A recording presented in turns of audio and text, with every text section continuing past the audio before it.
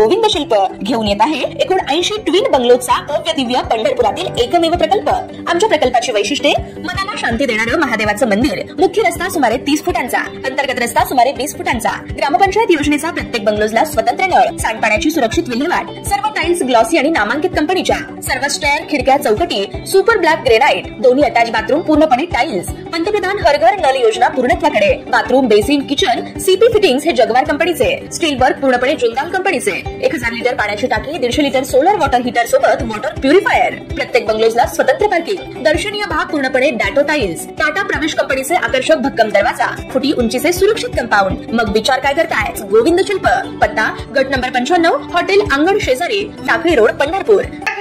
पाहण्यासाठी आमच्या YouTube चॅनलवरील PVR म्हणजेच पंढरी वार्ता या न्यूजला सबस्क्राइब करा आणि शेजारील बेल आयकॉनवर क्लिक करा।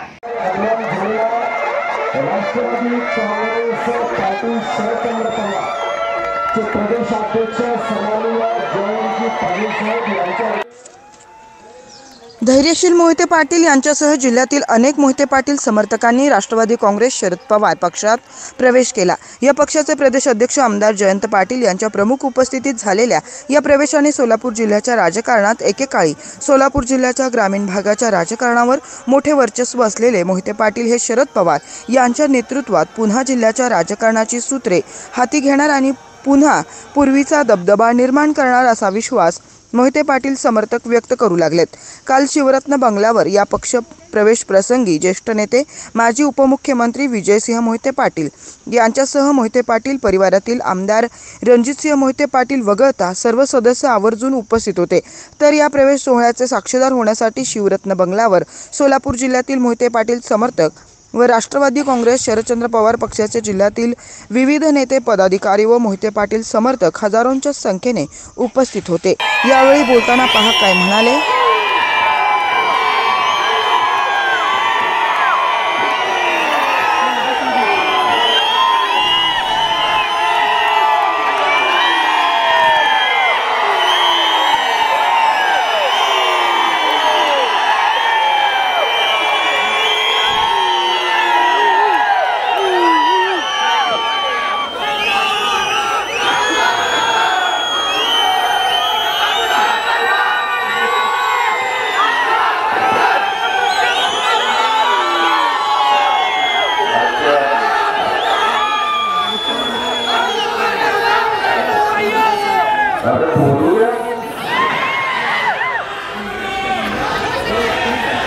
आदरणीय मोठी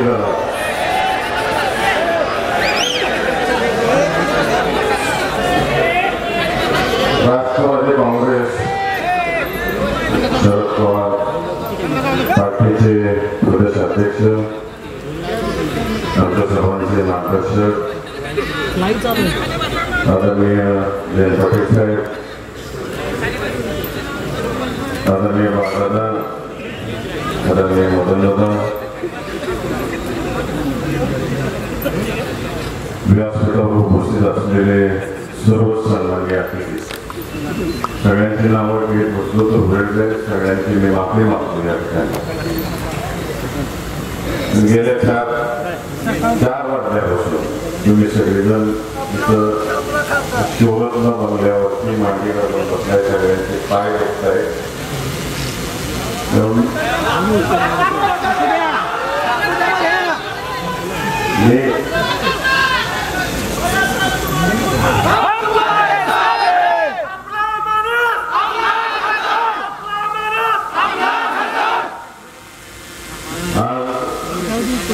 आदरणीय प्रधानमंत्र्यांच्या समाधीला साक्षीला घेऊन आपण सगळेजण या ठिकाणी जमलेलो। या महिन्यात असे अनेक योग आहेत। मी 11 तारखेला राजीनामा दिला। त्यांनी या देशामध्ये समाजाची सुधारण्याची क्रांती घडवली। त्या दिवशी महात्मा फुलेंची जयंती होती।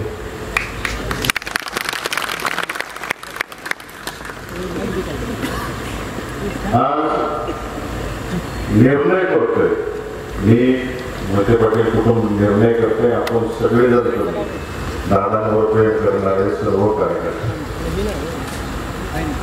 आज निर्णय करतो. आणि योगायोग बघा, ज्यांनी आपल्याला देशाला समाज व्यवस्थेची राज्यघटना लिहून दिली ते परमपूज्य भारतरत्न डॉक्टर बाबासाहेब आंबेडकरांची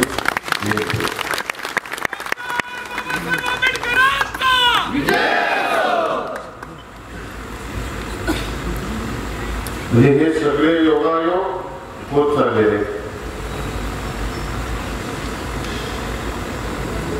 आणि आवर्जून सगळ्यांना सांगायचंय की सरकारवर्षी शंकरराव मोहिते पाटील साहेबांनी कधी कोणताही निर्णय करायचा झाला तर जनतेला कार्यकर्त्यांना विश्वासात घेतल्याशिवाय निर्णय केलेला नाही. साहेब पहिल्यांदा शेकापमधून काँग्रेसमध्ये जात असताना सगळ्यांना विचारात घेतलं, या शिवरत्न महिन्यावरच विचारात घेतलं आणि मग प्रवेश केला. तीच परंपरा आपण 2019 साली तुम्हाला सगळ्यांना विचारून निर्णय घेतला. आणि आज सुद्धा मोहिते पाटील परिवार तुम्हाला विचारल्याशिवाय कोणता निर्णय घेणार नाही. 2019 साली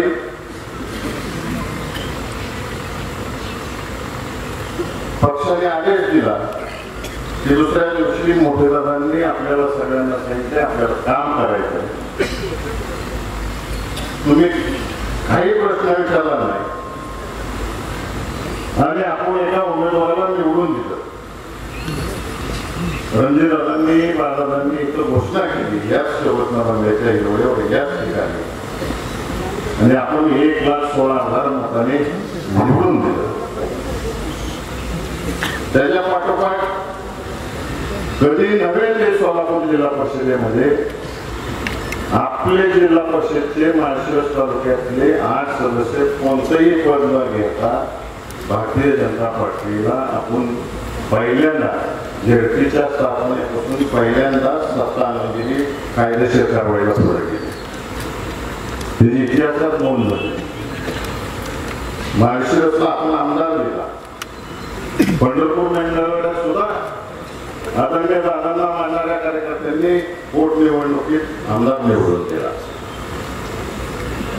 पक्षाने जे जे कार्यक्रम सांगितले ते कार्यक्रम आपण सगळ्यांनी राबवले.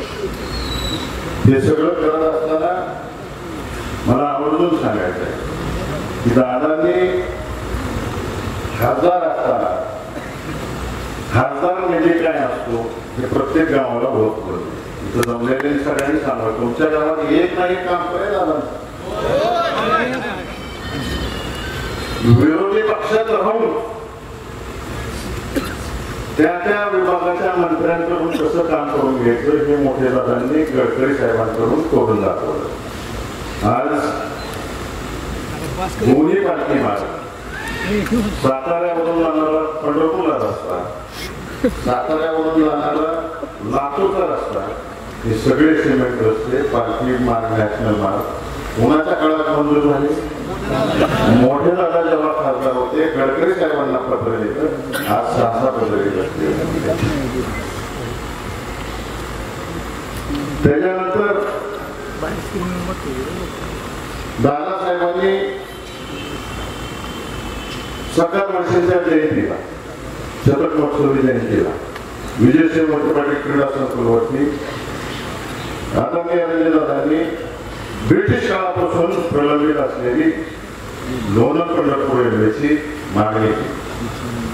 रणजितदादा ज्यावेळेस राज्यसभेचे खासदार होते, राज्यसभेच्या कामकाजात ममता बॅनर्जी त्या काळच्या रेल्वे मंत्री होत्या, त्यावेळेस मागणी केली. त्यानंतर मोठ्या दादांनी पाठपुरावा केला आणि रणजितदादांनी केला. साहेब योगायोगाने त्यावेळेस सरकार वर्षींच्या जयंतीला आचारसंहिता लागू झाली म्हणून सुरेश प्रभू साहेबांनी त्यावेळेस घोषणा केली नाही. परंतु त्या भाषणात सांगितलं त्यांनी की आम्ही ह्याचा नक्कीच विचार करू. आणि बजेट होतं नंतर, आणि बजेटमध्ये शेवटचं रेल्वे बजेट, त्यानंतर एकंदरीत बजेट सुरू झालं केंद्रात. त्या बजेटमध्ये सुरेश प्रभू साहेबांनी 1000 कोटीची तरतूद केली आणि 100 कोटीची टोकन अमाऊंट दिली. आज एक महाशय आपल्या मतदारसंघात सगळीकडे बोलत सुटला, मी वर्षाला 1 लाख कोटी आणले,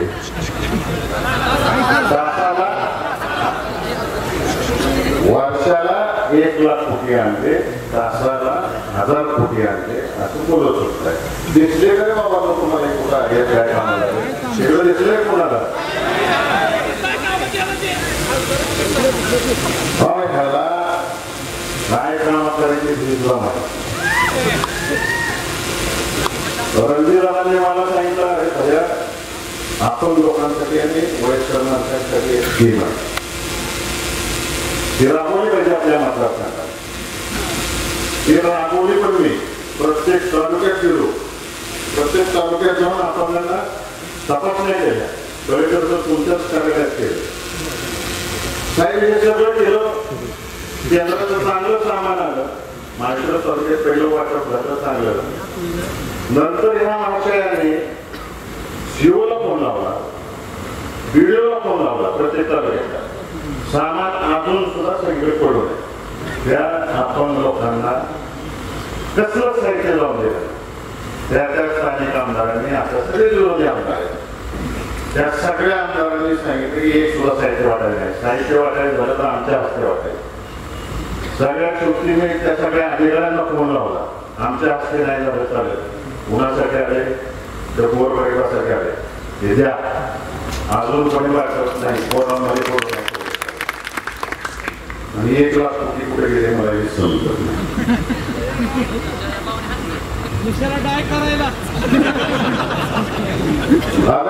दादासाहेबांनी नीरा देवगडचं धरण जेव्हा मंजुरी करायची 80च्या दशकामध्ये निलंगेकर साहेबांसोबत प्रेस्टिजचा इश्यू केला आणि ते धरण मंजूर करून नंतरच्या काळात रामराजे साहेबांनी सुद्धा त्या लोकांनी.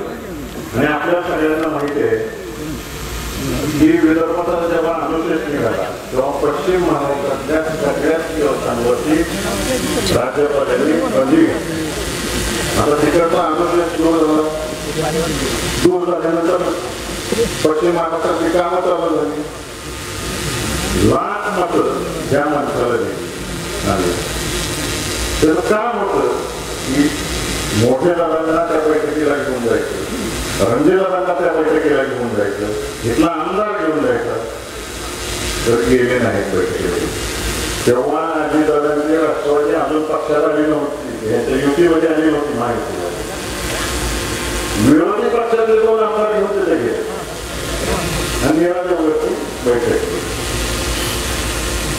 त्याच्या आधी नीरादेवगडचं काम महाविकास आघाडीत असताना तुम्ही सगळं फायली तयार करून ठेवल्या होत्या, त्यांनी फक्त पुढे टाकलेलं काम केलं आणि सांगतो आता मी पाणीदार सरकार आहे. पाणी कुठं दिसलं रे बाबा, कृष्णा विभाग दानांचा जिव्हाळ्याचा विषय 6 जिल्हे आणि 31 तालुक्यासाठी योजना, त्याला सुद्धा विरोध. ज्यांनी चेष्टा केली त्या लोकांना घेऊन पैसे केला. आता काय कृष्णा भीमा श्रीकरांच्या ऐवजी कृष्णा भीमा फ्लड डायव्हर्शन असं नवीन नाव दिलं. प्रत्येक गोष्टीत दिशाभूल करायची आणि केवळ मोठ्या दादांना आणि रणजितदादांना कुठल्याही गोष्टीचं क्रेडिट नाही मिळालं पाहिजे म्हणून हे सगळं करायचं. पक्षाचे पदाधिकारी असताना सुद्धा प्रत्येक गोष्टी घ्यायचा गरज नाही. माणसं द्या, ज्यांनी मतं टाकली नाही ते ह्याच्यात आहेत, ज्यांनी मतं टाकली नाही त्यांना कळत.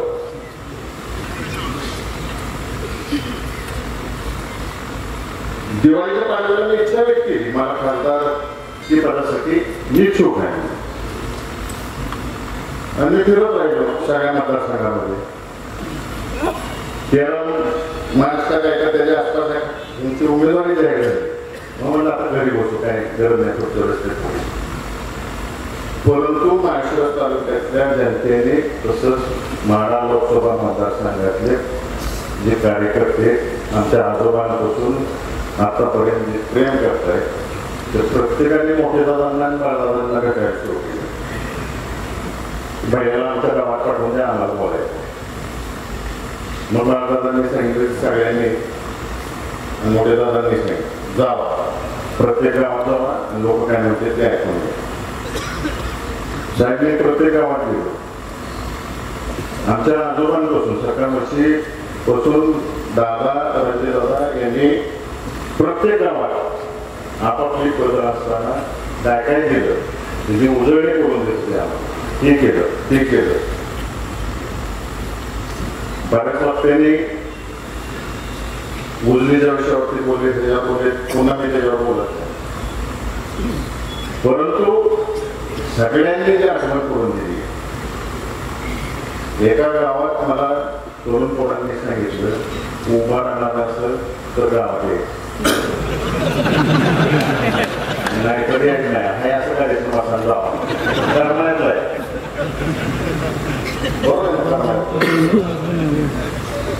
माघारी जायचं आणि दादांना पण सांगा जाईल तिथं असाच पट्टा सुरू झाला. मी हे सगळं बरोबर मोठे दादांना सगळे सांगतो कुटुंबाचे आम्ही सगळे सांगतो. आणि त्यानंतर वेदना सांगायला सुरुवात केली. बऱ्याच सांगितलं, दुधादार सांगितलं, शेतकऱ्यांचे काय व्यथा हे सांगायला सुरू केलं, पाण्याची परिस्थिती काय हे सांगायला सुरू केलं. एवढे वेदना शेतकऱ्यांच्या ऐकायला मिळाल्या. मग त्या दिवशी ठरवलं की आता माझ्यासाठी नाही मला उभा आहे. जसं मागाशी मी सांगितलं त्या गावात की कारभारी घरचा चांगला लागतो. कारभारीने कसले घर घेतात. या सोलापूर जिल्ह्यातील आणि माढा लोकसभा मतदारसंघातील लोकांना चांगला कारभारी पाहिजे.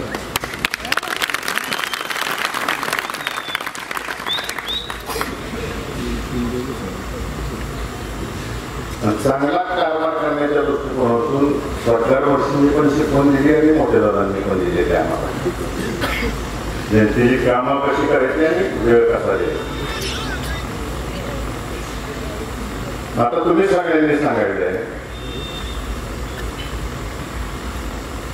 काय निर्णय घेतला.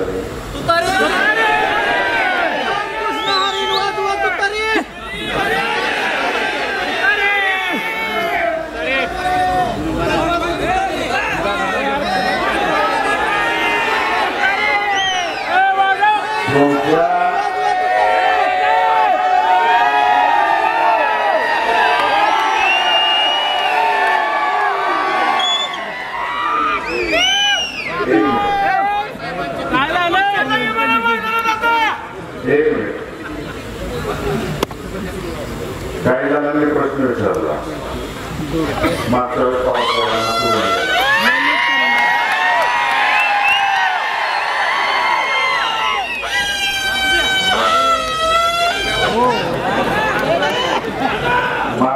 पावसाळ्याला तुम्ही सोडून गेला असा प्रश्न विचारला. त्याचं उत्तर मी द्यायची गरज नाही. 60-65 वर्षामध्ये पवार साहेबांनी आणि दादांनी एकामेकाचे गोष्टी आणि ऋणांबंध काय जपलेत हे तुम्हाला सगळ्यांना माहिती. आणि महबूबाईंनी का दुरावा झाला मी सांगण्यापेक्षा महबूबाईंनी मागाशी सांगून टाकलेलं. त्यामुळे आता तो प्रश्न कुणी विचारायच्या भानगडीत अजिबात करू नका. आणि दुपारी बसताना सगळ्या राज्याने बघितलं साहेबांचा, दादांचा, सुशीलकुमार शिंदे साहेबांचा. आधी बोलत नाही कारण आपल्या साहेबांचं ऐकायचं आणि तुम्ही बराच वेळ बसलेला आहे. आपण 16 तारखेला पुन्हा एकदा भेटणार. फक्त एका माणसाला मला आज उत्तर द्यायचं. एका माणसाला आपण त्याला निवडून दिला.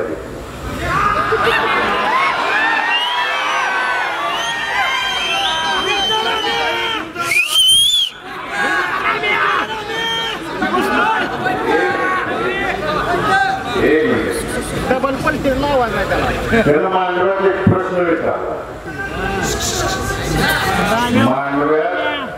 मांडव्यात म्हणला 70-75 वर्षात काय विकास झाला त्यांनी या 5 वर्षात केला.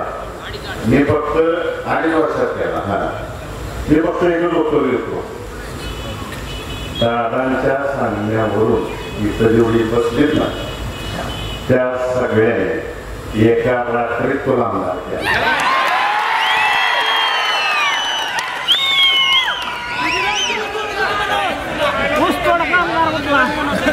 आणि तुला एका रात्रीत तुझं पार्सल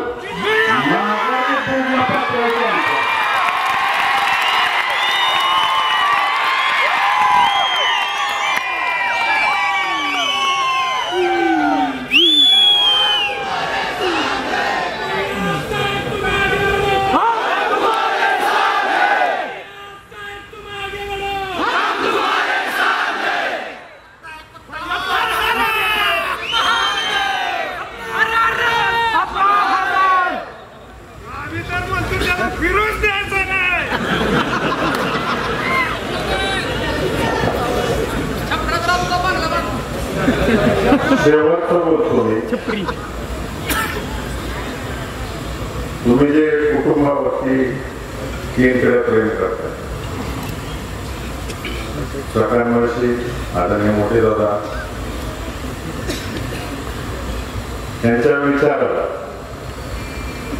यांच्या संस्काराला एवढा सुद्धा काळा जाऊन देणार नाही एवढं सांगतो.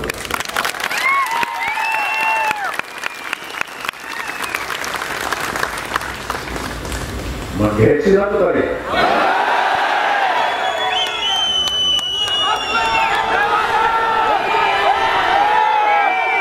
आपल्या सगळ्यांच्या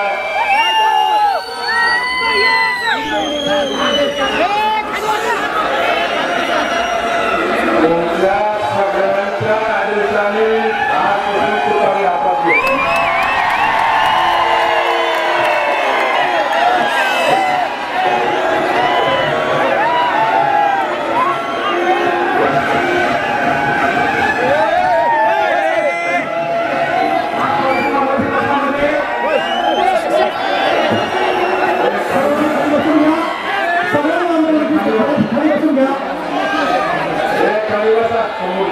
कैमरा